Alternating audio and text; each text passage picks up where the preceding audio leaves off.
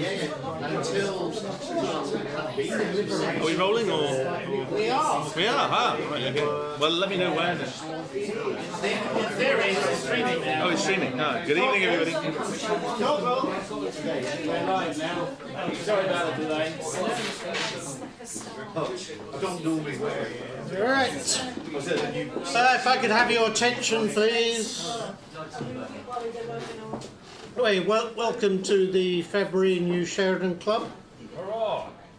Just a couple of announcements before we start. On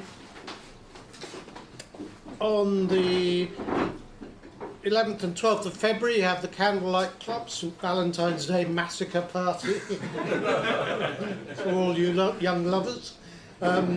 18th of February at Tea House Theatre, Jason and Mark will be talking of manners and etiquette and other things. 22nd of April, we have our annual punting trip to Oxford. 13th to the 15th of May, we have the Children's Weekend. And I believe Mark is canvassing for a summer house party. I shall drop a few lines if you'd like me to. Yes. Yes, Yeah. I shall do so. Yeah. I'll say a few words. Yeah, and I'll introduce Mark, who's also giving the talk tonight on Devon and historical facts and fascinating stories. Thank you, Mark. Thank you, Torquil, and good evening, members, and to you out there in the universe, wherever you may be. Good evening, welcome. But I thought I'd start quickly with a little joke this evening, because as you might be aware, Barry Cryer died this week, and I listened to Broadcasting House actually on Sunday, and I got a little joke for you. So this woman walks past a pet shop, and she looks in, and she sees this parrot. And she says, she falls in love with it. She says, I must have that parrot. So she walks into the shop, and the shopkeeper says, are you sure you want this parrot? And it's been in the terrible, terrible bordellos, the worst places. And she said, no, it doesn't matter about that. The parrot's fine. I'll take the parrot. So I said, okay, well, if you want the parrot, you can take the parrot. So she takes the parrot, she takes it home, and she whips off in its cage, takes off the cover. The first thing the parrot says is, good evening, pretty lady. And she said, this is a lovely parrot. Absolutely fantastic. And finally her daughter walks in, having a hard day at work. And the parrot turns around and says, good evening, pretty lady. And then finally, the husband walks in. And the parrot turns around and says, good evening, Keith.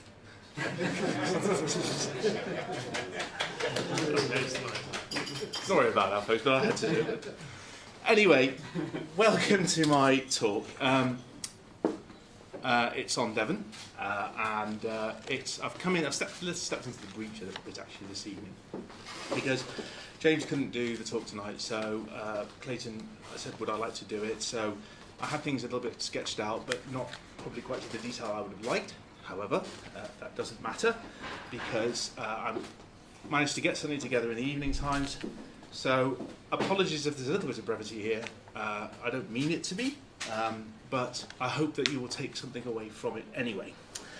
But before I do, I've got this piece of potassium-40 radioactive isotope. Would anyone like to pass it around? I shall pass it around. Pass it around and have a look at it. It will become important later on. But we shall crack on with things anyway. So I hope you enjoy the talk tonight. And if you've got any questions at the end, obviously, please ask. And if you can save them for the end, that would be better. So hang in there, and I hope it's good. I hope it's good fun for you. So, just to give you a bit of background, I was actually born in Devon. Actually, I was born in Lancashire, which is in the northwest. But I moved there some time ago, and I suppose I pretty much call it home, really, for it is. And I've travelled all over the county, Cornwall, Dorset, the two counties joining it, Somerset as well. And it really is quite beautiful. It's quite magical. I've always wanted to do a talk about it, but never really know how to start and where to start, because it's actually quite a big subject. But so a lot of it I've had to proceed down. For example, tonight you'll hear a little bit about him, but not too much, of I.K. Brunel. Well, he is one of the most famous engineers in the world. But we can start a little bit by cracking off and it's talking about its prehistory. So, Kent's Cavern, it's very, very helpful for us because it's one of the early English settlements by modern man, actually. In fact, about 2011, they radiocarbonated that bone, and they found it could be between 41 and 44,000 years old. That's a very, very old time. Now, there is some contention that obviously they found evidence around it. Perhaps it's not as detailed as they think it could be, but it's a good place to start because the area in which Devon is, and it's beautiful geographically, is the fact that it covers, in some parts it has a microclimate, which I'll talk about later on, and in other parts there's just rolling beautiful coastline. You know, you wouldn't believe you were there. Geographically it's made up of some very interesting structures. Some of it is granite, some of it is red sandstone, and some of it's limestone. Two of those things are really important. You're going to have to, this will make a lot of sense a little bit later on.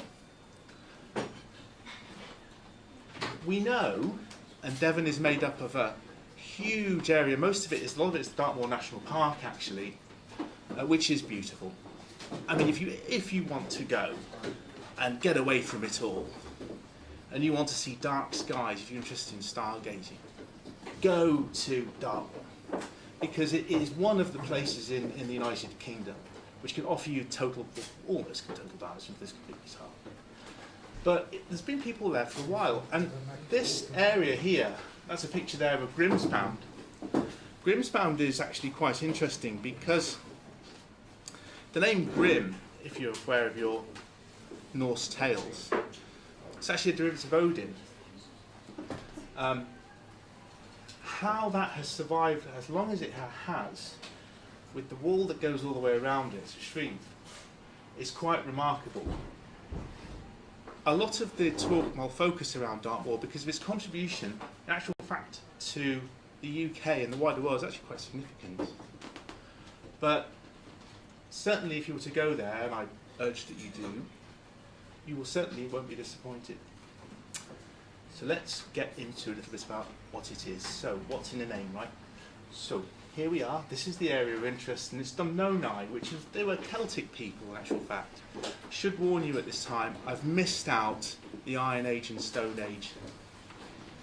That's probably a talk in itself, but I wanted to try and keep as much of it down to it that I could, and it wouldn't be possible to cover everything, so I will miss out parts. I'm sorry if I have.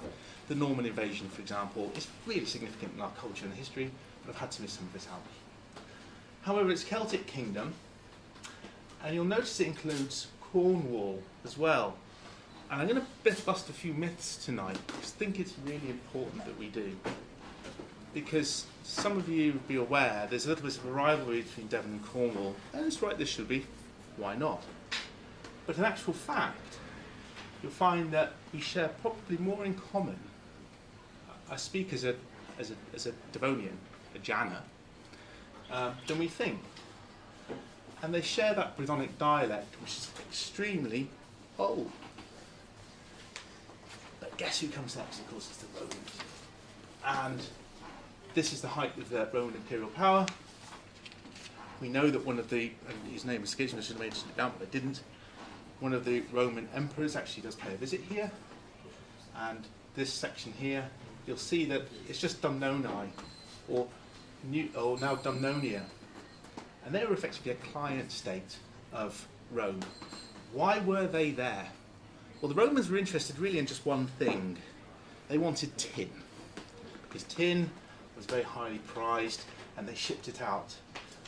If you've lived around where I have lived, you'll know that the last of the tin mines closed in 1989, 1990, because they're simply not profitable anymore. But they've run since Roman times. That's a huge amount of time for it to be done.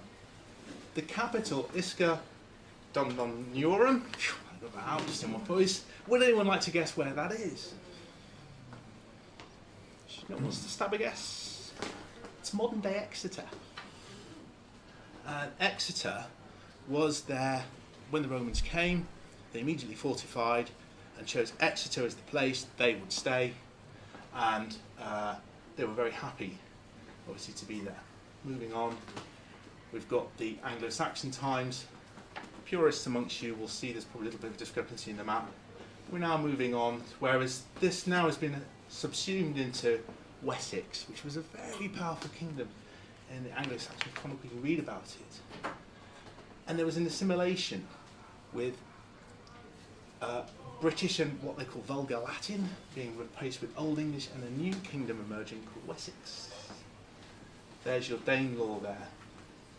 But I want you to be very careful, because if you think that the Vikings, or those people, didn't make an attempt to get to this part of the world, they did. On the coast of North Devon is a little tiny island called Lundy, which some of you might have been to, some of you may not. And Lundy is interesting because its very name is a Norse name. It's very beautiful. There's only someone tried to take it over and have a kingdom of Lundy. That didn't work, and they tried to mint their own coins. Stamp collectors love it because you can collect puffin stamps and things like that. Not actual puffin stamps, but that's the philosophy of the place.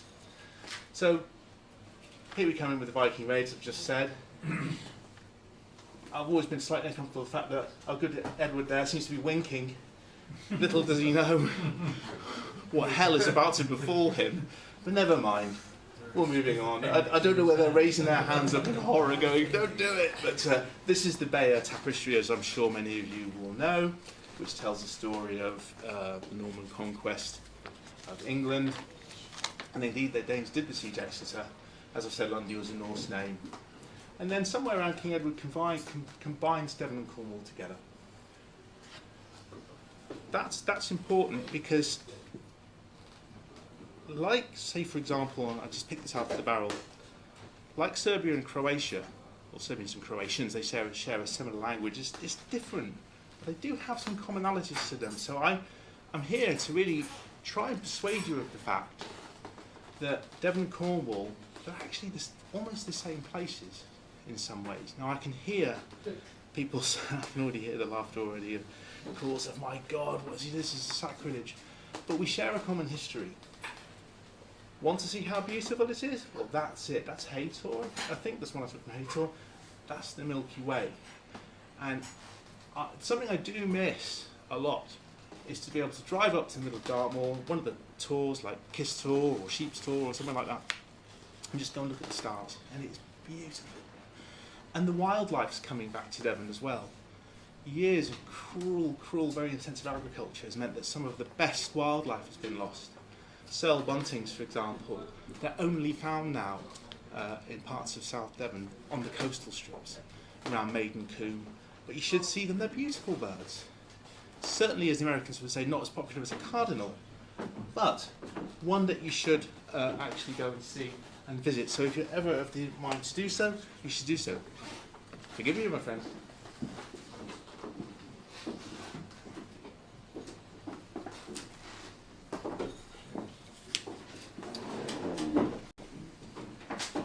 Devonshire. Devonshire is archaic.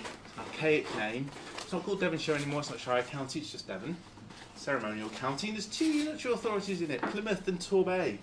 Plymouth being one of our old naval towns. Henry VIII would have likely to have created it.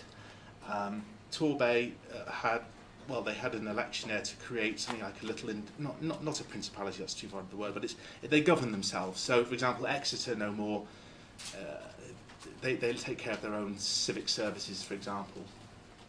Capital is Exeter, has been since Roman times, and probably before then. There's a Lord Lieutenant of Devon and a High Sheriff of Devon. Now, the reason I put those in is because the Queen still has a representative of her own militia that he can raise. Most people have forgotten this. But sure enough, Queen Elizabeth II does obviously govern through her First Ministers and so on. But there's a ceremonial post that's elected, and then we have a High Sheriff of Devon, which also does the same thing. But I think it's worth actually just realising, because that's a history all in itself. And I think if I had the time to have done so, I would have gone into it a little bit more. But let's get into the best part, structures. I love structures and buildings. And would anyone recognise where that is? Anyone have a What did you say? It is Torquay. English Riviera. Close. Go a little bit. Bang! Well done, that lady. Yes. Well done. Well done. Yes, it is.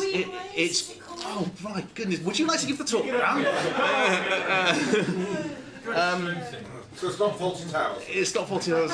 Well, we can talk about Faulty Towers in a minute because actually, since the chair mentioned it, quick segue on Faulty Towers. The whole reason, Faulty Towers, there was no such hotel in Torquay called Faulty Towers. That's not true. What happened was that the John Cleese et al. Stayed at one of the hotels now since demolished. They only demolished it 3 or 4 years ago. And what happened was that you have to understand how hoteliers worked in the 70s and 80s. They're a pretty terrifying bunch, actually. And Donald Sinclair, that was his name, and he ran a hotel there. And the Faulty Towers team stayed, and it was just unbelievable. It wouldn't be like Italian hospitality. It was just a desperate state of affairs. It's to the point where, whether this is legend or not, I don't know. I think it was Michael Palin had a wind-up clock in his suitcase, and Donald Sinclair. This was at the start of the troubles from the IRA. Thinking that there was a ticking bomb, took his suitcase and swung it straight out of the window and smashed all over the front of the hotel. I think that's a true story. But anyway, Faulty Towers never existed in Torbay, which is on the south coast, but they did base it on that hotel. So there you go. But very good. That is actually Greenway House. It now belongs to the English Heritage. It was Agatha Christie's summer home. She had another home. She was born in Torbay in South Devon. She lived there, and it was a terrible, terrible mess when I think it's National Trust of English Heritage. I'm sure someone will correct me. English Heritage, thank you. I was very, very lucky enough actually to visit there some years ago. If you like glass and collections, and you're really interested in, we're going to touch on Agatha Christie quite a lot actually tonight. But she lived there with her husband, and he was something of an Egyptologist. He liked to go and travel, so. But that's her house, and it's been thoroughly restored. There is a beautiful, beautiful Queen Anne table and chair set in there, and the piano, and there's glass collections in there. It is absolutely awesome. London Bridge, a famous statue. The one in Nevada, but the one built in, it was the original one built in 1851.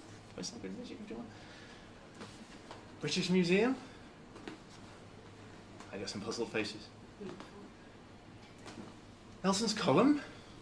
What could be happening here? I don't know. Well, all of those buildings that I have shown you and the little thing that I have passed around you, what makes Devon famous is this little piece. Oh, got it over there. Can I just have a little piece? Thank you very much. So, it would surprise you to learn that Devon is not only famous for agriculture, but it's actually famous for mining. Manganese, silver, tin and granite. What built these buildings? Well, it was this. And it's cheap, it's extremely hard wearing, and it's much better than its rival in South Devon and other parts of Devon, which is red sandstone. Terrible stuff, you can't build with it, can't do anything with it. But this was used and created to produce some of the most famous buildings that you'll see throughout the world. And I always look around and go, there's a little piece of my home here, which I love. So when I look at the curbstones, whenever you're walking across the curbstones of around London, look down and you're probably walking across a piece of granite. So all of you that touched this piece of granite this evening actually touched a piece of history, because this comes from Haytor, which is here. That's Haytor now. Gone, finished. Granite industry collapsed. I suppose once you've paved a road, what more can you do? But that's it. And all of these wonderful things, and the London Bridge came from different pieces of Devon. Merivale was another quarry, and it was hard work, of a work you can't believe. Now, to add to this, I usually go up to Dartmoor, and it's a beautiful, well, obviously I live in London now, but when I do go up there, I go on a summer's day because the weather conditions up there are horrible. They can be. So one minute it's sunshine, and next minute it's absolutely pouring it down with rain. There's a reason why the army train at Oakhampton, and the SAS send their people to go and live in a cave somewhere in Dartmoor. It's brutal. It really is. It's very hard going. It's damp. It's cold. It's biting cold. There can be frosts and snows up there, and down around the coast. You go up to Barnstaple, up to the north. Well, it's quite pleasant. You think, well, how can this be? But that's it today. It's now been flooded. But all of you touched it tonight. We're touching this lovely piece of history around Trafalgar Square as well. So I'm glad that you did that, because sitting on my mantelpiece at home, there's a little piece of Dartmoor granite just to remind me of what it is. Okay? It's slightly radioactive, but guys, don't worry.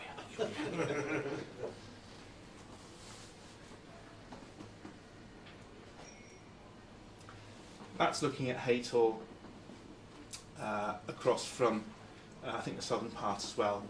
I didn't have a chance to talk about it tonight, but I'll briefly touch on it now. You're probably wondering why this country has so many hedges.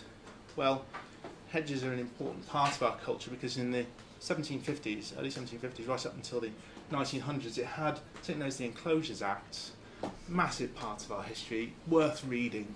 E.P. Thompson will... Pardon? Jethro Tull Cedral, yes, he was, not bad, folks, the actual Mr. White, looking at you, no, but no, but whenever you go around here, you can see evidence of the enclosures and pieces of land being I couldn't go into it tonight, I wanted to, but unfortunately I didn't have time. What's that there? Well, anyway, as you know, the original London Bridge, the Romans have built a bridge when they came here to cross the river. There's been several incarnations of the bridge, but the last big one was, I think, 1850. I can't remember the name, 1951. So they wanted to expand the bridge, but they couldn't, and in the end, they decided to chip away and create some corbels. There's corbels. So they started to blast more granite, but these corbels were never used in the latest iteration of London Bridge, and there they lay at Maryvale for you to see. So when everyone always says, that when London Bridge got taken over to Nevada, that's where it now is. It got taken up and sold. The London Bridge you see today is not the original. It was built in the 60s. Anyone want to say 60s? Yeah. But don't worry, because there's a little piece of London Bridge that never made it. And there it sits. It got commissioned. Incidentally, it was Charles Rennie, the guy that built some of the docks, commissioned that. So if you know your history of quaysides and things like that, Charles Rennie, very, very, very important man. Cottages. Such cottages. So where I come from is quite important for these things, and they're brilliant for the environment that they sit. It's made of wattle and daub on the outside, and wherever you go, less so in the towns. So Plymouth, Torquay, Kingsbridge, places like that, you're not going to really see them. But if you go out into the countryside, you'll start to see lots of these. And this is what makes up the classic chocolate box look that Devon's so famous for. Whenever you see postcards, they're always building, they always show you thatched cottages. They're very beautiful to live in. They're perfect in summer. They do not suffer from condensation. I recently spoke to someone on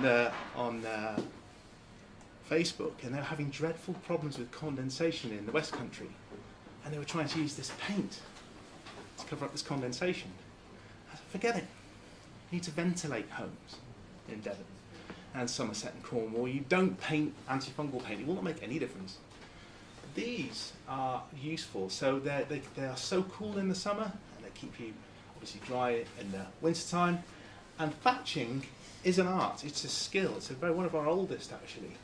And when you see a thatched cottage, you will see at the top the maker's mark. So it'd be like a peacock, or an owl, or something beautiful. Except my sister used to have one, but she had one where the cattle would come in, a bit like in Switzerland. You know, Switzerland they used to put the cattle underneath the house, and then the heat from the cattle would rise, and that keeps you warm, right? Well, it's a similar kind of thing here, except that medieval people were 4'11". I'm 6'2". So I'm forever having to do this all the time and talk. If you've ever been into any old pubs, and this is something else that I couldn't cover tonight, and so desperately want to do, but I will pass some names off to you. I couldn't talk about pubs tonight, and there are some beautiful pubs in Devon. But that's a very, very good one. They're very popular on the Dartmoor National Park. And if you live on the National Park, you own one of them, you can't make very many changes to them without the permission of the National Park. And it gets to this extent because you can't, when broadband is a nightmare up there, or it can be, and they wanted to put this little box on the side of the house. It needs planning permission for a box that's no bigger than like that. But if you put something incorrectly, they'll make you take it off. So they're very, very particular about how they look after their property. Well, what's this? This is a Devon longhouse, and we share this in. There's a uniqueness between us, Wales, and Breton. It's really interesting you should remember this because our culture we share with Breton.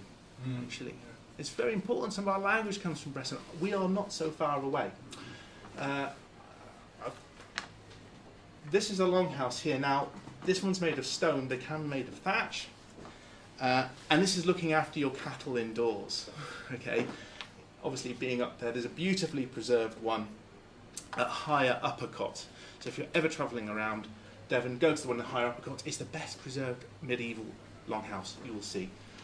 However, like a lot of places, time has not been cruel to some of these buildings. And during the 1960s and 70s, they were converted.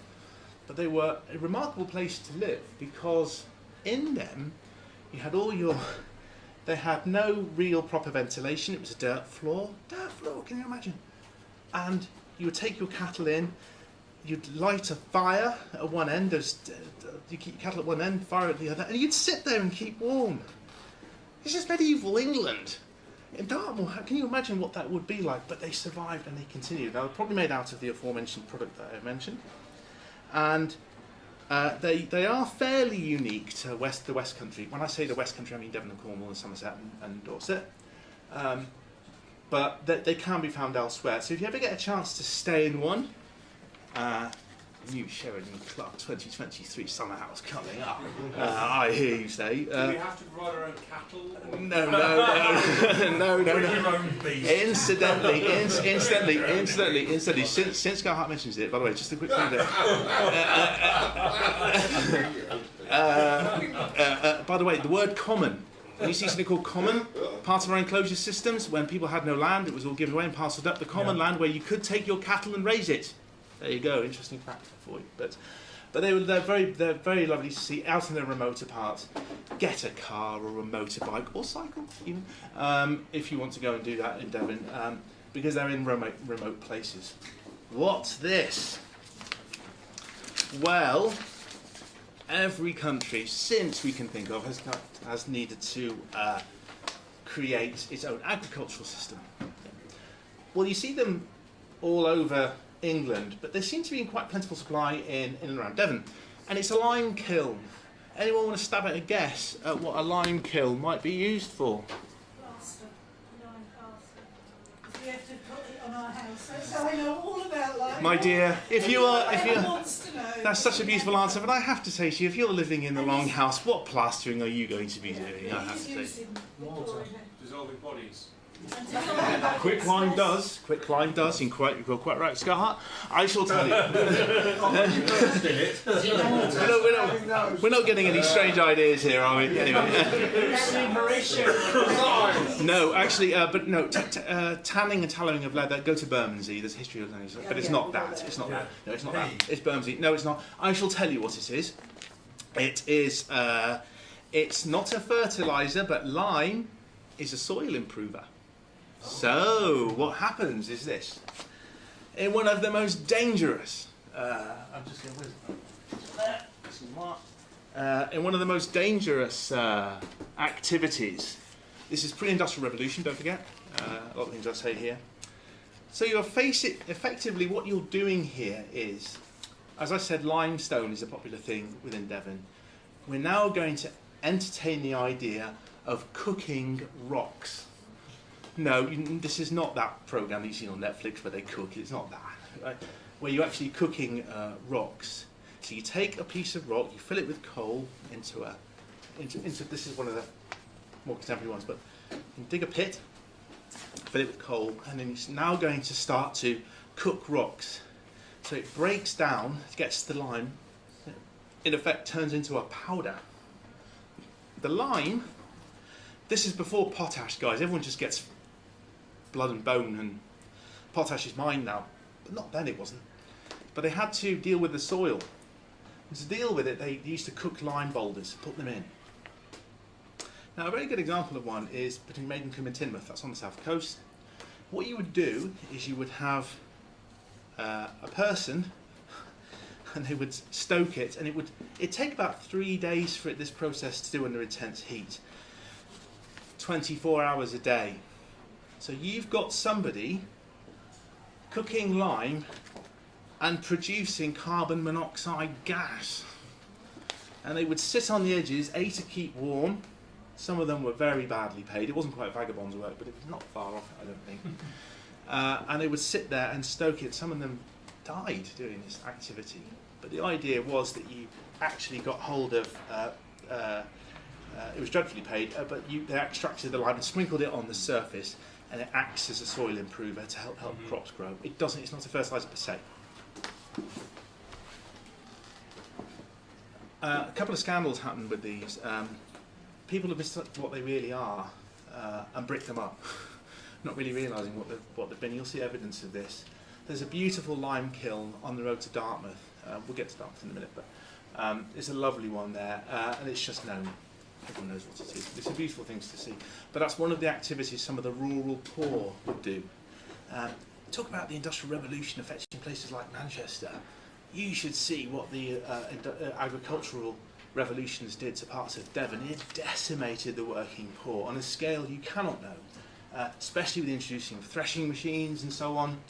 And absolutely terrible, really. It's a very sad story. The 16th, 17th, 18th century working poor in Devon is a very, very sad story to see. Anyone want to have a guess who lived here? It's Colleton Fishacre. Ooh, that is very, very, very good. Anyone want to advance on that? But I like it. It's built in the arts and crafts style, by the way, guys. Anyone want to take another guess? Or Is it the Doyley Cart family? yes, it is the Doyley Cart family. You, sir, I got this table over here is just too good. You're just too good, sir. You're just too good. It is indeed. Stuff you come across, isn't it? You know what I mean? Oh, it's the Rupert Doyley Cart of the Doyley Cart Opera family, who produced music, I think. But anyway, it's that Pirates of Penzance. Doyley Cart family were actually interesting because they bought parts of the Strand. His father, Richard, hope we got that the right way, bought and developed the Savoy. But you know that. So you weren't too. I didn't do it. No, you didn't do it. No, but Gilbert and Sullivan did operas, fun operas, but they made their money and they settled in Colleton Fishacre, which is a monstrously difficult place to get to actually. But it has. It was built in 1926. I shall go back. The grounds and the house are divine. I can say this is what money does, and money does tastefully well. And this is it. It is beautiful. It's peaceful, and it's set in a microclimate, and it's set in something known as, and we're going to go back to a bit of our ancient history, a coombe. So when I say Whatcom, Dacum, well, that's our Welsh. That's part of our Welsh, our ancient language. Yeah. So whenever you see the word C-O-M-B-E at the end of a town, you know it's very, very old. Yeah. Obviously, Colleton Fishacre isn't, but it's in a little valley. And the gardens are in a valley, and they produced a microclimate, and they grew things, vegetables. I'm always massively impressed all the time by some of these families, and they're going back to nature all the time. I really love that. Agatha Christie was another one. Her gardens are lovely. Go and see it at Greenway House. It's absolutely fantastic. You'll have a good time. Same here as well. But they built a microclimate. It's in a valley. And South Devon is very, very good for that because it produces these wonderful microclimates. Yes, indeed, with the goalie cart. There he is. And he built it and lived there. Right around.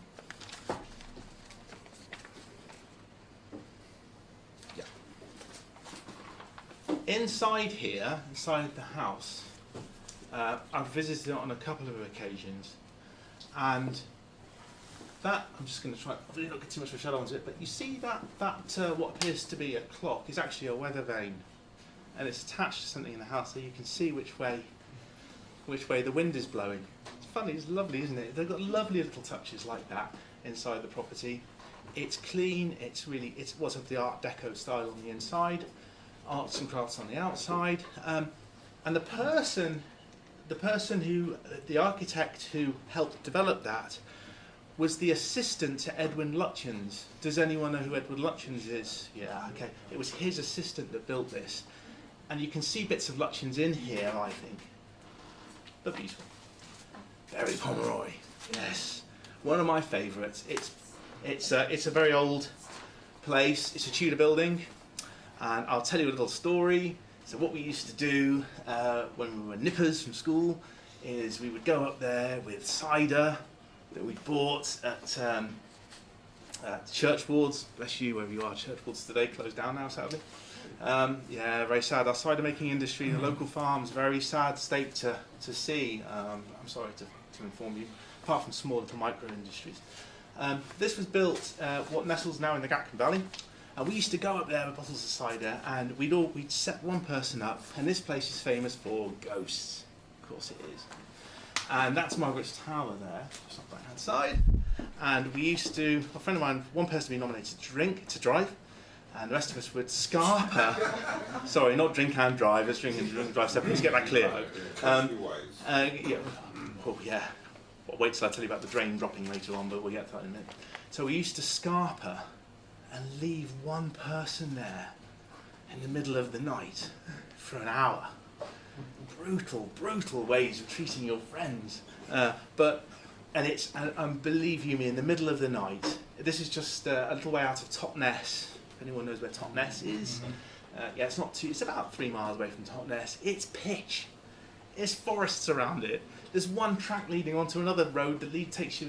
It's a good drive away from where you need to be. And that happened to me one time. They left me on my own in there. I was absolutely almost in tears with fear.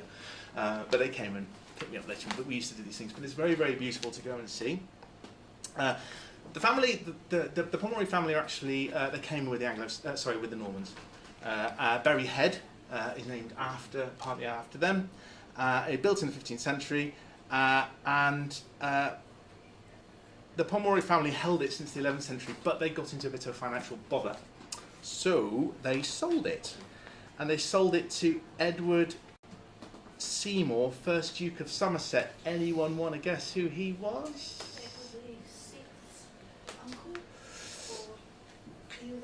Come on, Brady Table, you can do it.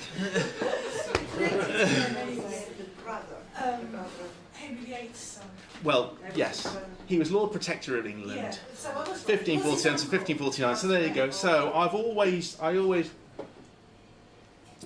like to think that we have something of a royal castle. It's not an aristocratical castle. It's something of a royal. I'd like to believe that, whether it's actually true or not. Do go into the front part of the turrets there, because what they found in the 1970s was something really remarkable, how it survived. I mean, we know that, which pope was it that authorised the quarrying of the Roman Forum? I can't remember which one it was, but they ran off with all the best stuff. Well, same thing really, I suspect, that happened here. But what did survive on the top is a decoration of the Adoration of the Magi.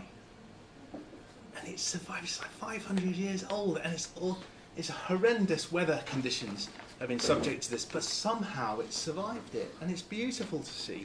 So do go and take there and picnic like crazy. Inside there they have does anyone go to reenactments, joy jousting and things like that? Is it? Yeah. Well, they have things like that in here. It's absolutely lovely to go and see it. Sorry. So definitely go and see it and take the walk. I mean, I cycle around here and it's just beautiful to go and see it and go try and get to see it in the evening times when the crowds have gone. It's starting to get more popular, vis-a-vis Google and so on and so forth. So, however, but does it always work out? Oh, yes, there you go, I forgot to see this picture here. There it is looking down. Here we have the bakery, food and drink in Tudor times. Let's not forget it. Food and drink in Tudor times, we had some of the best kitchens in Europe. That's that. And we did. But therein lies the bakery here. So, and this section here, sorry, I need the laser pen, don't I? This section here is known as the Garcon Valley. This was clearly taken in the morning because look at the mist. And God, I miss that so much. I really do. You know, you come out for see your pals or something, and you know, you drive back, and it was absolutely beautiful to go and see. But worth a visit. And right in the background there, you can see the top end of going into Tottenham. The Italianate style. When this country got rich on the back of Industrial Revolution, they decided they felt in some senses that they were the inheritors of Rome. They really believed that it was their duty to understand this a bit more, and they did. So they went on the Grand Tour, which I won't go into today. So they came back. The way the United Kingdom is, I'll just doodle this here, but you see it comes, if you look at the United Kingdom properly, it's not how maps put it. It comes down as a proper, the peninsula comes down the proper way. Scotland is facing out in the right way as it should. But they came back and they were so impressed by what they saw, they decided to copy the buildings. And they did, on something of what I would describe to be an industrial scale. So does anybody here from Italy wants to come and see how it's done? They borrowed lots of it. We had, and this is quite an incredible thing, this is something worth remarking actually, we had a window tax in this country. Yes, can you believe it? They taxed the size of your windows in Georgian times. 1740. Wasn't abolished to 1850s? Yes. We had a sealed window in our Yes. Oh yes. Yes. Yes. Yeah, but we had it. Forgive me a bit later than that, but there was a window tax. It was about the size or the number of the windows? Number. No, So we had one blocked in. yeah. So the more windows you had, there was someone come around and would tax you for it. But look at this. Didn't care. They didn't care because they had money. Yeah. Now, what you would normally see, is sometimes on the end of these Italianates, and you see them as it's Kingsbridge, some in Plymouth. There's some, not necessarily mid Devon because it's hard to build in Dartmoor, too cold, but certainly around some of the southern parts. They would build on the sides of it. They loved growing things, so they try and grow things like. Has anyone ever been to the Sanssouci in Potsdam? There's an orangery there. Well, they tried to copy things like that. And they'd have pineapples growing in pot frames, and they were very, very, very keen to do it. Look at the size of the chimneys. I mean, that's some wealth to get that going. The coal alone, I mean, it's incredible amounts of wealth. Here's another one. I won't tell you where they are because I know where they are, but it's just for the purposes of that. But there's another one as well, and the grounds would be sweeping, so it's almost a bit like. Capability Brown, thank you. Yeah, Capability Brown. He was, if memory serves, he was the one that when you stood at the top of the whatever building you were behind, he would make it so it looked like you were looking on for forever. So, and they tried to copy that with some success. Use it or lose it. If you think for a moment that people in the United Kingdom necessarily care about these buildings, you would be wrong. This is a very important building. It's Normount Villa, and it's probably, sorry, the picture doesn't do it any justice, and your reason why it's such an old picture is because you don't want to see what it became later on. Wait for it. This is, again, it would have had a greenhouse to one side. Agatha Christie visited there. Lady Price, the widow of Burton's the tailors, she lived there. That was the fortune that bought that property, and they're beautiful. From about the 1950s, Devon, the decline in interest in holidaying in Devon, where the Romanovs had come to stay, I should add, was in serious decline. People wanted to go to Spain. And a lot of these buildings are hard to upkeep. After all, domestic service, well, that hadn't been heard of since the 30s and 40s. So no one wanted to come and look after these great big buildings, and they were A, being knocked down, can you believe it, or B, turned into flats. Now, what some of the wise folk decided, well, we'll just see if we can turn it into something that looks like a hotel, which they did. You can't see it there, but in actual fact, you're looking at what was my old gym. But it was sensitively done. But these buildings need a lot of TLC, because they don't last. They're solid structures, but you need to keep on with these places, particularly since the plasterwork can move quite significantly. That's what happened to it. When I went there about 7 or 8 years ago, and I bumped over the wall with my phone. I wish I could have got the pictures out that I took. Unfortunately, I've got 7,000 plus pictures on my cloud at the moment. I'm trying to find out where they were. You say you'll take a picture, catalogue properly, guys, please. I couldn't find it. That's looking out towards Berry Head there. That's Paynton, and that's Brixmouth in the corner. You can't see it, but you see all the land is left to grow over. The squatters got in. If you look it up, the house, I can't tell you the destruction that they visited on it. If you live in Germany and they make you fix the property up, if it's in dilapidation, they just won't have it. Well, they got in, and I had a quick look around and took pictures of the outside. Lintels had cracked, the soffits had gone. It was distressing, actually.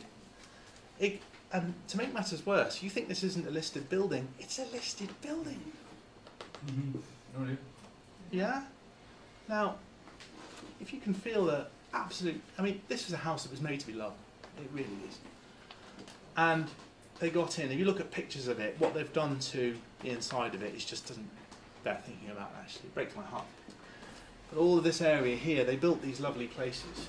And the blue plaque that was assigned to it, they even tried to chip it off and keep it. It's actually a designated building. But if you don't look after it, and there's no civic duty, believe me, the people who don't necessarily have the love for it will destroy it. But do you want to hear the good news story? You do want to hear the good news story, of course you do. So, it's been saved, and this year it gets converted, retains the building as it is, the features retains as it is. They've got a load of people in there, and they're going to convert it into very exclusive, like apartments and flats, and then they're going to build on the rest of the land that's around it. So it's saved, but only just. Because if you look up the Palace Hotel, which was built by Bishop Philpotts in 1832, no one saved it, demolished. Everything, gone. I couldn't put it on there today, but there's a crane. I took a picture of it, I was walking there, I said to one of my family, so what happened to the hotel? Knocked down, gone. Nobody wanted to save it. So there you go. So use it or lose it. Railways and trams, hurrah, the best part.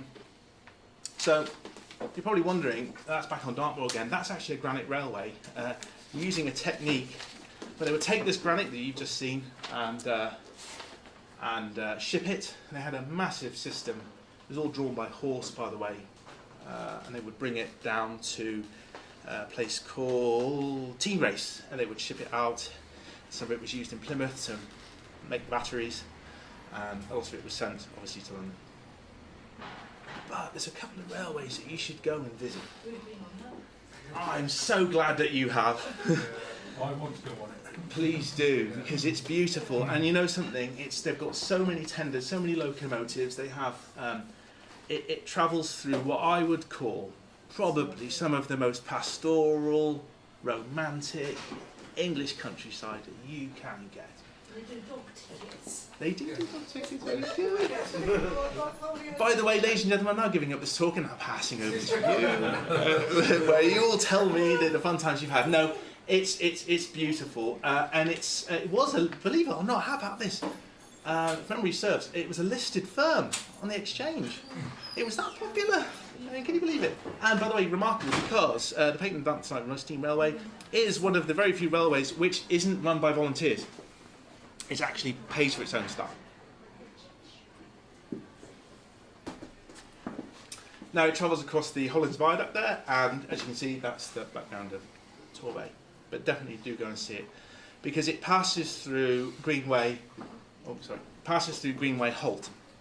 And Greenway Holt, if you get off, you can then get the train, walk, and take a picnic. Just take a picnic and sit in the fields and just look at the rolling hills and just go and visit Greenway House, which is Agatha Christie's place. Yes, it will take you there. That train, where Agatha Christie, in actual fact, based some of her novels. So when she sat on that train, she would visit it. Some of the novels that you read actually use that railway line. And I'm going to come to a little story in a minute. So, in fact, actual facts. There'll be murder on the paint and bricks of it. I'm going to try and find it now, but I will get to it in a second, because it'll be on another separate one. But do go and visit. It's all open all the way to summer. Don't do it in the winter time. South Devon Railway. Who's watched And Then There Were None? The Agatha Christie drama, right? Yeah. Do you remember the train speeding up across on the? Or you might. Well, I've seen it so many times. I think I'm probably embedded in my memory now. But anyway, it was used for that. It was used for that TV program. But this is a volunteer line. Another one. They have a beer festival there at Staverton. So you can get off and drink beer and things like that. And it terminates at Buckfastleigh. Buckfastleigh has a beautiful abbey. Has a wait. Has a beautiful abbey at the top. Henry VIII did a great demolition job on some of the idols, but it doesn't matter. You can still see it, and it's marvellously beautiful. So what you do, folks, is this: you go and take the train up to Buckfastleigh, but you walk all the way back down to Totnes again, where it picks it up on the main line. It's a great day out. Spend a couple of days doing it if you want. Here we go. Who knows who he is? History's greatest monster. Come on, get him. Is this Dr. Richard Beeching, who is chairman of the British Railways Board, I should imagine. For those of you who don't know, and I think very many of you do, he was the one that his main aim was reshaping Britain's railways was a big, dividing our time, get steam traction off the main line, convert it to diesel, and by the way, rip up something like 3,000 miles of track, which we could really do with today. Oops, whose idea was that then?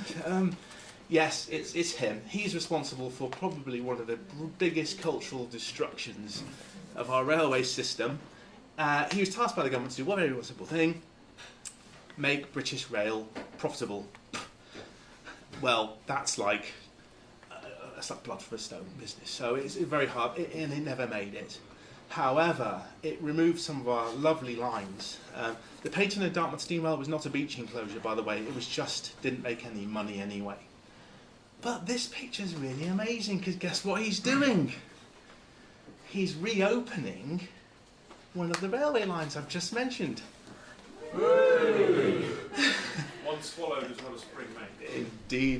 Indeed, that's true. But I thought I'd give him a bit of a break, and I put him in here. Well, indeed, why? But it's a very unusual picture, because if you go to the South Devon Railway, you'll see a picture of it. I nicked the Getty Images one. I wasn't going to pay £245 to get the original. Are they? But he features in there saying this is where he reopened a railway line. Quite amazing, really, isn't it? Brunel. No, be quiet. The Atmospheric Railway. Who's heard of the Atmospheric Railway? Apart from you guys in the corner. The Atmospheric Railway, right?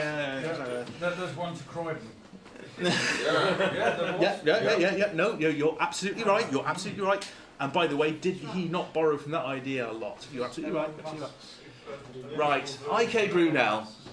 famous engineer, engineer of the Great Western Railway Company. Built the SS Great Britain, but we'll stop there. But anyway, what did he do? Anyway, in South Devon, he decided, you know what, let's not do the steam traction anymore. Let's not burn coal. I know, let's do an atmospheric railway. So, how does an atmospheric railway work? By vacuum. Look at underneath here and you will see the clue. And I want you to notice that building there, because it's quite important. So, forget steam traction, what do? Let's draw a train by having buildings that would go up the track, and they would effectively activate a pump that would draw air and pull the train along. Brilliant! I mean, think about how absolutely revolutionary that was. This is 1848. It sucks. It sucks. It's no, but I want you to think about just how forward-thinking that is in today's climate. I mean, obviously, don't get me wrong. I love my steam train. I beg your pardon? This is Elon Musk's hyperloop. Yes, if you like. If you like. I wanted to put it in here. It was a failed caper in the end. I'll tell you why it failed. It failed because there's the remains of it. It failed because this happened. They decided to cover the seal up using leather coated with tallow. Tallow is beef fat. And the rats would come out in the evenings and go, oh, lovely, nom, nom, nom, nom, nom, eat it up. And they had a terrible trouble trying to run it. Meantime, they were running, by the way, that's broad gauge, incidentally, if you're wondering why it's so far apart, that's on purpose. Brunel was a big fan of broad gauge, not the narrow gauge that we have today. And he said, no, this is anyway. Even Watt said at the time, Watt said something along the lines of, "This is folly. This won't work." Well, he proved himself right. Anyway, meantime, all the trains were actually, the steam powered traction was actually running on the line and making money. Embarrassing or what? But anyway, I wanted to put it in there because not many people know. I think it's a nice thing to put in because not many people know about what they call the caper, the atmospheric caper. And he didn't do that. By the way, I.K. Brunel built himself a manor called Brunel Manor, which is in Devon. He loved it so much he wanted to stay there. And it's private residence now, but you can go and see it. Torquay Tramways, another failed but beautiful example of something I think is far-sighted, but didn't quite make it. However, it's kind of still around. As Torquay grew and a few other coastal towns grew in popularity, they decided to build a tram system, but they didn't want to have the cable system that went over the top of it. That was considered vulgar. What to do? What you do, by the way, this picture doesn't reflect it, you'll see why in a minute. What you do is you put your electricity transmission under the ground. Sensible, right? It kind of makes sense. Look today, you'll see on the third rail, any trains going in towards Kent, they will use that particular rail. Well, the overhead, the local population found the overhead cables vulgar, so they invited a company to come and do it, known as the Dalter Stud Contact Company. Right? And it works like this. So the tram comes along, and there's a kind of skate or ski collector underneath, so it picks it up, and the current is situated at certain bars as it comes along, so it's activated. So there's at 9-foot intervals, a box was fitted between the rails that contained a stud and a bell crank, and the magnet passing on the train raises that stud, connects it, has enough power to take it to the next one, and the next one, and the next one, and you see where this is going. Problem. Brilliant idea, I think, and sadly it never made it. Because what would happen is that sometimes the driver was aware that sometimes the crank and the stud would not fall, so it would still be there above ground, electrified. And in fact, this actually happened. And the reason I've chosen the chap with the horse, look at, isn't that incredible? Horse-drawn. This is only 100 years ago. Horse-drawn carriages and an electric tram next to it. I find rather remarkable. What to do? So what they decided was to, when a horse came across it, it stood on it and killed, and it got electrocuted. And then the Board of Trade turned up and said, well, we're going to have to, because they still test railway lanes today, border inspection still done by the Department of Transport. And they came along and they said, right, well, we're going to test your system, sir. Of course you can, sir. Ah, that's protruding, that's protruding. Anyway, the icing on the cake for this whole beautiful system was, unbelievably, South Devon does not get snow. But on the very year that they were trying to get this thing to work, guess what happens? It snows. Dead horses everywhere. So and the other thing that happens was, and this is just really unlucky of fortune, so be careful sometimes. I think you have to really think about this. They didn't use galvanised steel, they used iron parts. Oh, man alive. I mean, really, had they done that, then I think things would have been different. And again, back to what we have, trains again. Wouldn't it be great? That's gridlock, that road sometimes. It's horrible, horrible. Do we want the Pope? Do we want Rome? I don't know. But anyway, guess who turns up? He does indeed. I would judge that most people would understand what this is, but anyway, he came back to reclaim from the Netherlands, and he decides, you know what? Yeah, I'm coming back. And by the way, haven't they made Brixham look amazing? Is it really that many ships? I don't know. Stay off the tram line. So he comes along and he says, no, we're going, this is the point where we're not going to have any of this Roman Catholicism. I don't have a view about this, by the way, but I should hasten to add.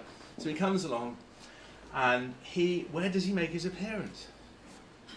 Well, he turns up in Brixham. There is the statue to him, William, Prince of Orange. People even go swimming in Brixham, I understand.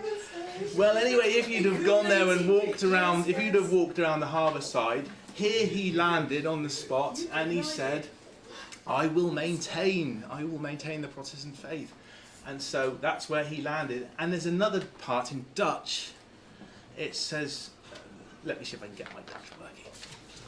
For the Engelandse Vrijheid, which means for England's freedom. And it's right there. And it's quite interesting because the liberties of England and the Protestant religion I shall maintain. And there is an old bit of folklore actually which says that he had apples rolled down at him when he turned up, but this isn't true. It's unlikely he did. In fact, actually, you can't even call it an invading force because it wasn't. No, he was just welcomed on board. But the road which leads from there that goes up to the Napoleonic fort is called Overgang. And Overgang means passage or crossing. So we still have a name called Overgang, which is still there. I just want to bring this one in because it's quite useful actually right now. Anyone been watching the news with Abide With Me? Abide With Me, beating the retreat in India, Abide With Me. You may have heard they're wanting to get rid of it. Decolonising, yeah, you may be aware. Okay, well, that's interesting. There he is. There he is, there. Standing there. This is Brixham Harbour. That's Golden Hind.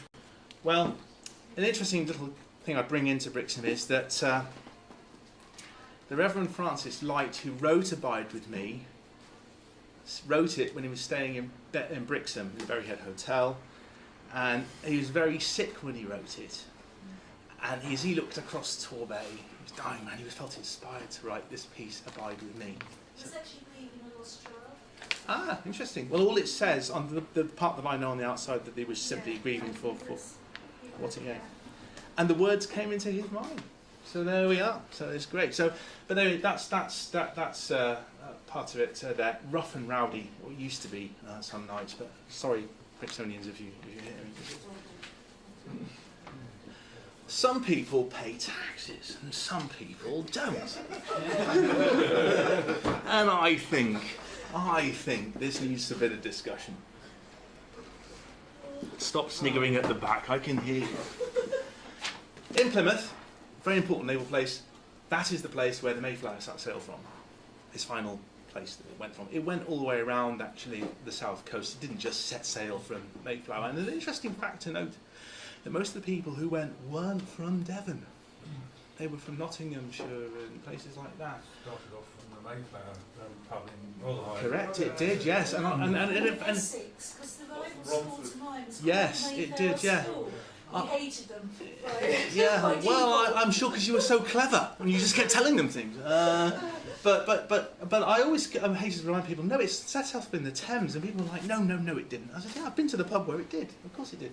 But anyway, this is the Mayflower Steps, and go into it. But if you go into the Admiral Bride pub in the back, you will see a list of the people, the infantry that left there, and they departed in September 1620.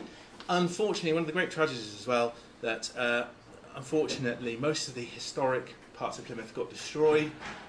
Parts of the Barbican, the historic Barbican, survived, but not very much. But if you do get a chance to go there, that's really all there is. But do pop into the This is the one's for you. Scrumpy. Scrump means to steal, by the way. Food and drink. Time to break a few sacred cows, I think. Greetings from Devon and the West Country. When you hear people say I'm from the West Country, I'm from Devon, they mean it interchangeably. West Country is anywhere from Somerset, Devon, Cornwall and Dorset. Plymouth Gin. Old and venerable place and thing that is produced in Plymouth still. Owned by Pernod now, Ricard I think.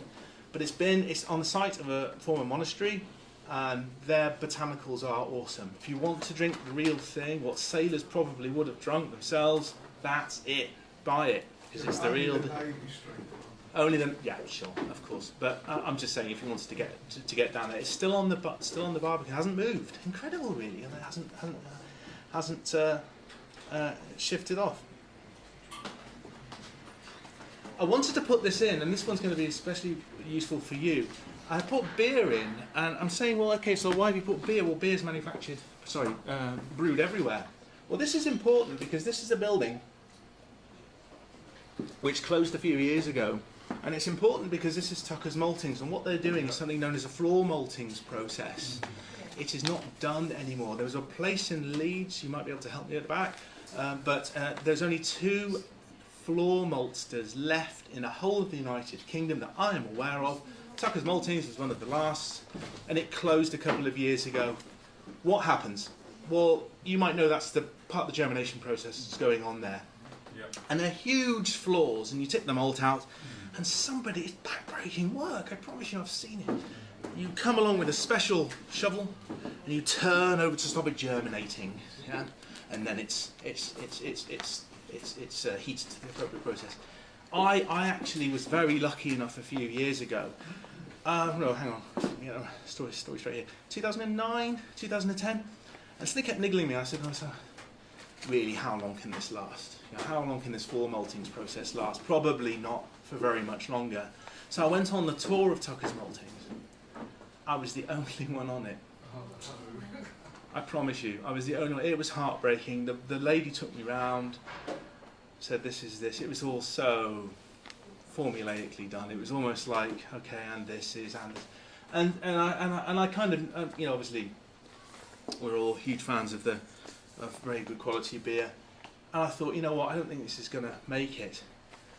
But if you're interested to know, I bought 3 cases of Tucker's Maltings, they used to produce their own stuff, of Empress Russian Porter, which is about 10% alcohol. It is barnstorming, I promise you. I keep it, my mum uses some of it for her Christmas puddings because it's so rich and good. But it's gone.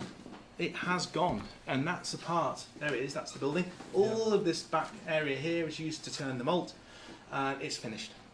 122 years of history gone. And now that will probably be turned into flats. Cider! And wassailing, which is an interesting tradition. I was going to do a piece on this, but I thought it best not to get into too much of the detail in cider. But what I can tell you is this. Do you want to make your own cider? Of course you do. I used to. Yeah, I make about sort of... Yeah, you can make your own cider, and you can copy it from the Belgians' idea of lambic, which is spontaneous fermentation. Mm-hmm. And what you do is, and go to in about October, November time, do go to a cider festival in Somerset or Devon or Dorset. I beg of you if you get the chance to go to one. I go to the one known as the one in Cockington, and it's great fun. Unfortunately, I couldn't find any pictures of me like just looking all googly eyed like this and doing it. But what you can do is they will press. They have a press that's about 200 years old, 150 years old, and they collect all the apples up from around parts of Devon, put it into the press, and you go there with your jug. You can collect it. So I used to fill it with demijohns. You put a top in it with a little what's that called? Airlock. Thank you very much. Airlock. Yeah, and you leave it. And in 6 to 8 months' time, or 9 months' time, however it is, you got your cider because it converts to sugar and it uses spontaneous fermentation. It's beautiful. It's some of the richest cider. It's beautiful. It tastes great. It's like drinking Bresson cider, to which we owe a little bit of a debt, because cider looks like it may have come with the Norman invasion. Mm-hmm. It's highly, highly likely. Highly likely. Yeah. But it's great. But I used to make my own. And once you've opened it, you've got to drink it pretty quick. But if you don't drink it pretty quick, you can take a piece of pork, pour in, scrape in some lemon, leeks, onions, shallots, pour it all in and just cook it for hours. Absolutely superb. Let's bust some myths. Pasties? No, it's not. No. Pasties, Cornish pasty, yes. The European Union said that, and the presidency designation, I don't know if that even applies anymore, I don't know what happened with that. Yeah. Cornish pasties, yes. They've called it a Cornish pasty, but a pasty, to do with its crimping, is eaten throughout Devon and Cornwall. And it's the earliest known recipe is 1501, and it's Plymouth. Now, I grant you, Plymouth sits on the other side of the River Tamar from Cornwall. You can literally, throw a rock on the other side and you're in there. But I want to get rid of this idea. It's just Cornwall has, and I'm going to say in a minute why Devon has this, because we don't. Because I think we have a shared history, and I'd like us to think that way. And by the end of the evening, I'd like you to feel the same way about pasties. What's in it? So, to make it, it has to come from beef skirt, turnip, if we get that right, and then it's baked and cooked in the right way. If you add anything like cheese into it or bacon, it's not pasty. It's something completely different. No, not pasty. Not pasty. You can't adulterate the three main things. It really is labourer's food, but it tastes great, and the crimping's important. So the Cornish will always tell you the crimping is important. But when you go and you get apple pasties and yeah, okay, that's very creative, I understand that, but that's not the real deal. So if you want to go and have a pasty, or an oggy, as it's also known as, you can. Lardy cake. Anyone ever had any lardy cake? Yeah. Something that's fast dipping out of our culture, really. Very popular. You see it in bakeries in Devon when I was younger. Not so much now. It is flour, baked heavy with sultanas, and then what you do is you dip it in fat, and it's dripping with fat, basically. But it tastes really, really good.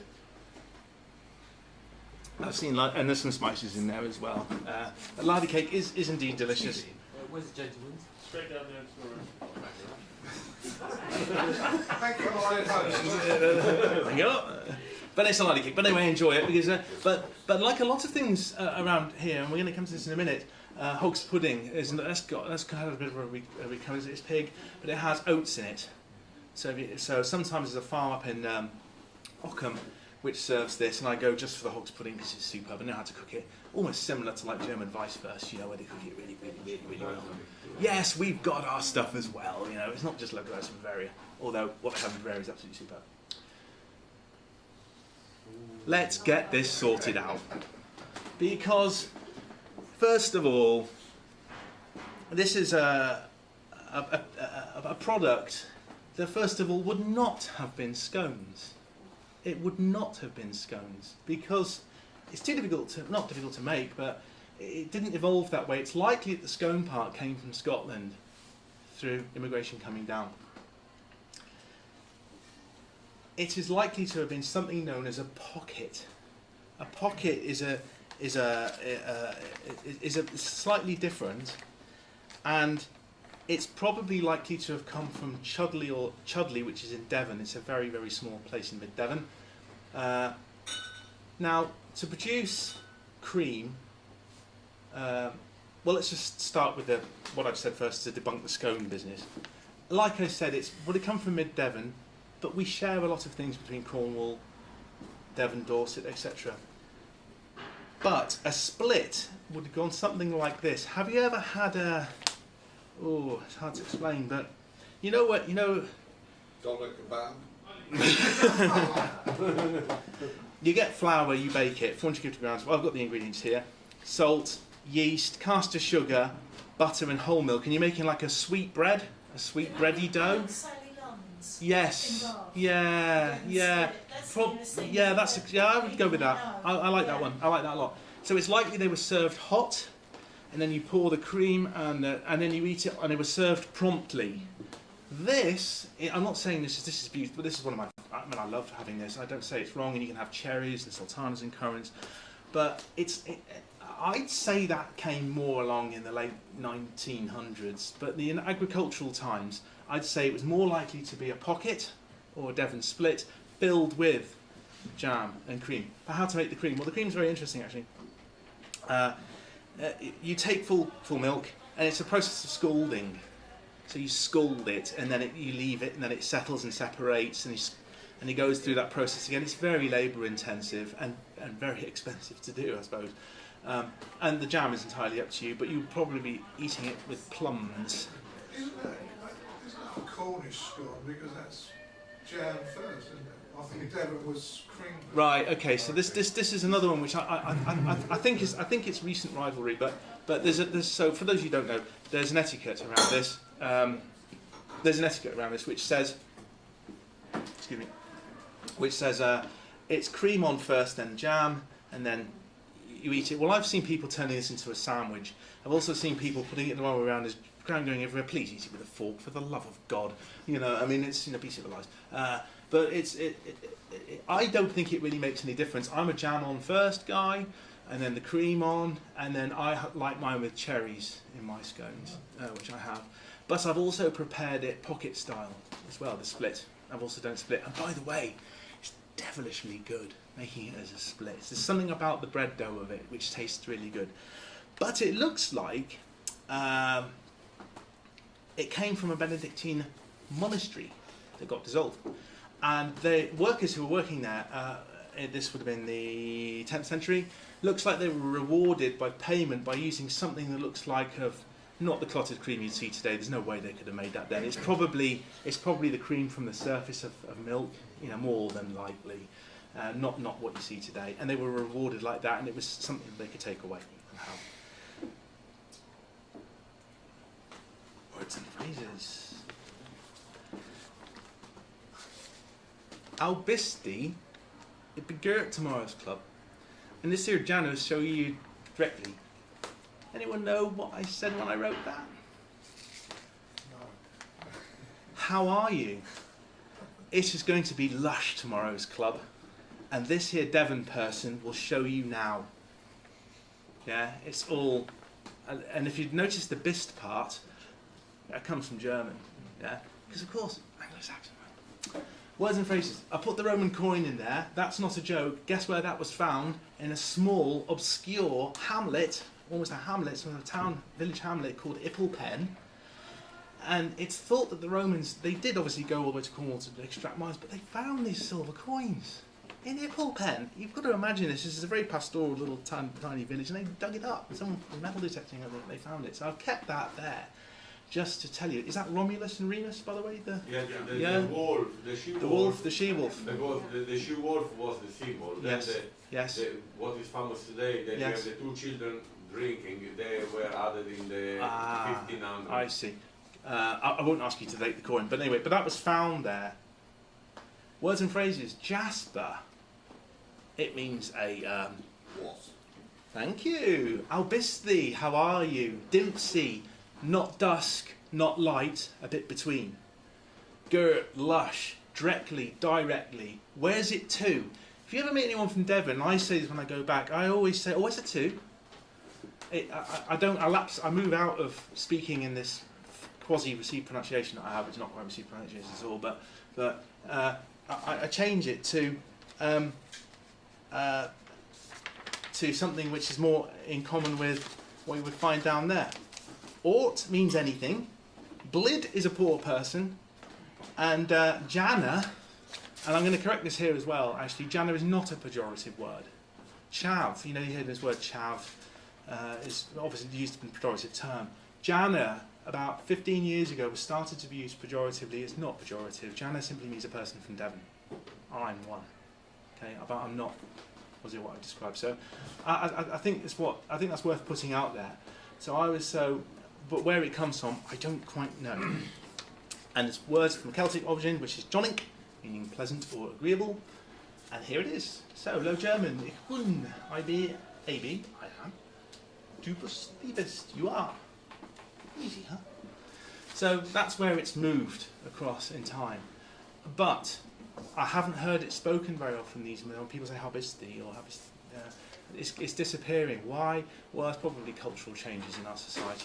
I don't know. But my next door neighbour, when I used to live with him, he was 90 something when he died. We would always speak using.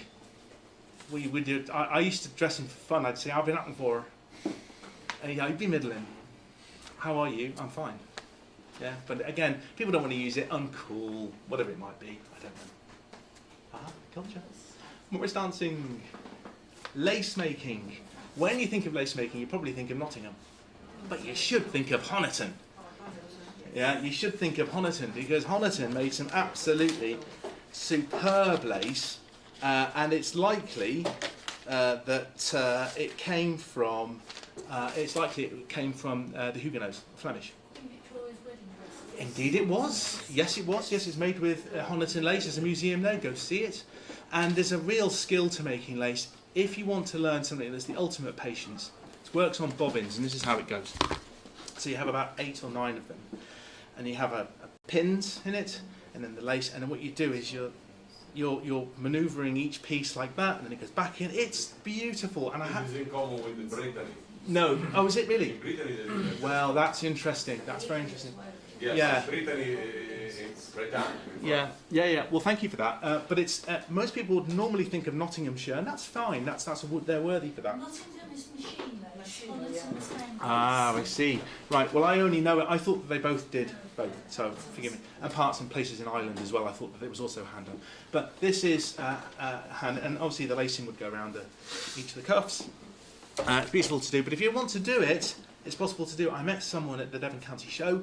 And I said, how peaceful? I just asked her the question. I was like, how peaceful do you feel when you're finishing this? And she said, yeah, time just flies by. It's wonderful, wonderful. Europe's oldest purpose-built cinema. The Paint and Picture House. Opened on the 16th of March, 1914. Now, there's lots of, it's the oldest, and there's the oldest, and I live in Crouch End, and there's another oldest. But I think this has got some merit to it, because it was actually built then. They were showing silent films then. But if you sit and it's another, this is another. You see, there's hoardings going up around here. This is another building that in 1999 they just shut the building down and left it, which is very sad. But they're refurbishing it. So if you're lucky enough to sit in seat 2, row 2 of the circle, that would be Agatha Christie's seat, who also used to go. This is it. And the name Churston, which goes back to what you were saying earlier on, a stop on the Paint and the Dartmouth Steam Railway, is used for the letter C in her book, The Alphabet Murders. So you get a little bit of history too. But it was fantastic. You used to go there. It's very tiny, there's seats, sort of stuff like that. And it was dreadful, actually, because you'd watch a film and it would go, and it would place would go to pitch black because the systems they were using were so old that it comes to the end of its life in that era. But it's due for a refurbishment again, it will come back. Traditions and ceremonies. Are you man enough to do the tar barrel? Now, that chap there, this is Ottery St Mary, and there's been a tradition since the 1600s where what you would do is you would fill part of a barrel up and roll it down the street why they do this. So some wise folk decides, no, you're going to carry it on your back. So they run around the streets of Ottery St Mary with a flaming tar barrel on their back. And it's great. Go and look at any YouTube thing. It's worth seeing. It's one of these really quirky little traditions that you see around Devon, and it's wonderful. And I think he's just the person to notice that he's reasonably safe. But it's still dangerous because I've seen pictures of this where the barrel is actually breaking to bits. But it's great. It's one of these quirky things that English do. The Lustly May Day. Yes. Fantastic. If you go into Dartmoor, go and see what Cromwell thankfully didn't manage to annihilate, because I think it